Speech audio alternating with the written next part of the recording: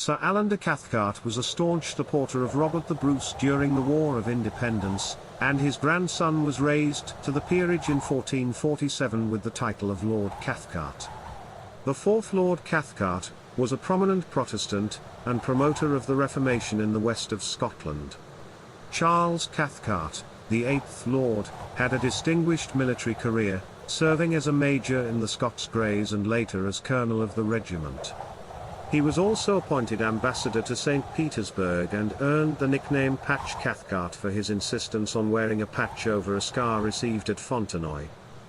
The 10th Lord Cathcart, William, was also a military man, rising to the rank of lieutenant general and serving as commander-in-chief of the forces in Ireland in 1803. He led a successful siege of Copenhagen in 1807, capturing the Danish fleet and earning additional titles. He was later advanced to the title of Earl Cathcart in 1814. The second Earl Cathcart also had a distinguished military career, serving in the Peninsular War and at the Battle of Waterloo.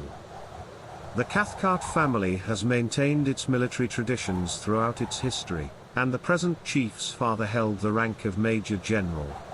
The family's connection with Russia was also maintained through Frederick Cathcart, who was appointed Minister Plenipotentiary at the court of St. Petersburg in 1820 and made a Knight of the Russian Order of St. Anne.